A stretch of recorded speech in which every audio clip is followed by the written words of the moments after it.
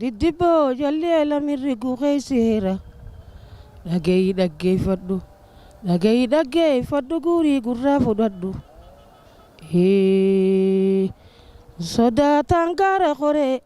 sodaataan gara koree dheeysee dagalee gore ani sodaadhee gaaran korre qaciica lammitiyye dheeysee dagaleen gorre kunoo gama dhiiraatiin gore Galaga dondeysanii gowwaa biyyaan baangeessanii raaree balloo leenjisaa laallatanii orofaa sodaatanii amma kunoo gurbaa irreen qalloo ajjeechaa laallatanii mangistii sodaatanii akkanaan jechuu beekaa qaciica lammitiyya waan hinaan jettuun eega utaalchi silaa farda saqsaqti faan jeedala leenconi utaalaa beekani utaalee gaaraa bu'ee ni caccabsa eegani jeedalloo laga doorii leenca biyyoo daakata ilmaanii gaaddi malee lukku funaanti malee sasilaa jeeddoo maalirraa eeggatanii gaalaga doondeeysanii gowwaa biyyaan baangeessanii akkanaan jechuu beekaa qaciica lammitiyya waan hinaan jettuun eegaa dunfura baakaa jaldoo kabilaan keeysan jirre baakaa dubbii nam garii tafiriin keeysan jirre faraddoo diidabbaadhota jiraan irran jirre yoohaan dowlaan kadde kunoo anumaan naman jirre akka garbaa asittiin dhagaa darba akkanaan jechuu beekaa qaciica lammitiyya waan hinaan jettuun eegaa galaga doondeeysanii gowwaa biyyaan baangeessanii araddaan kukkuukanii kee kuukaan naqanii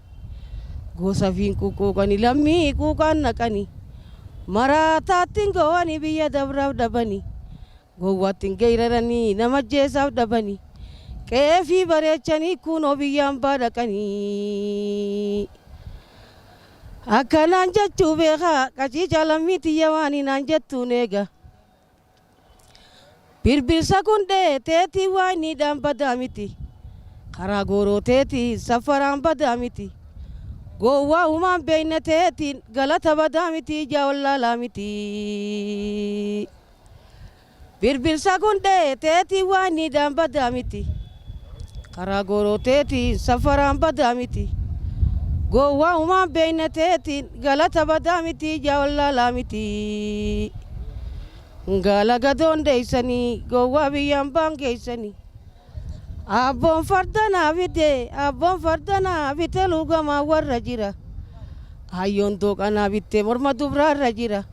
akkaloo warra uume qaciica lammitiyya sumuudaan natti jira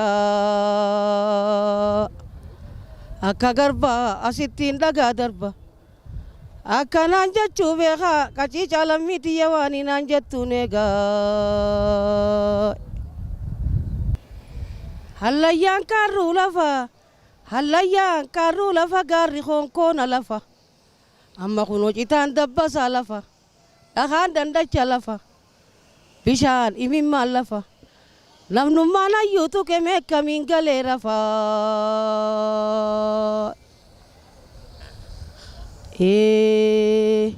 abboon raaree naa hore raasaa garaachan teenye abboon burree naa hore karraan baageeffadhe raasiyaa manan keenye aboo qaama kanaan na oowwa kunoo qaamsaleen na finine dubbii bara dabreetiin ati maanarraan teenye akka garbaa asittiin dhagaa darba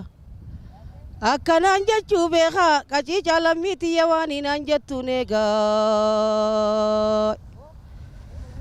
abboon fardanaa bite luugamaa warra jira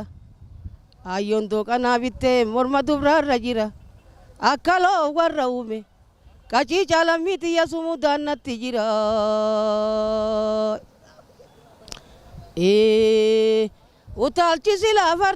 utaalchi silaa farda saqsaqti faan jeedala leenconi utaalaa beekanii utaalee gaaraa bu'ee ni caccabsa eeganii jeedal loolaga doorii leenca biyyoo daakata ilmaani gaaddi malee lukku funaanti malee sasilaa jeedoo maalirraa eeggatanii akkanaan jechuu beekaa qacii caalamiitiyya waan hinaan jettuun eegaa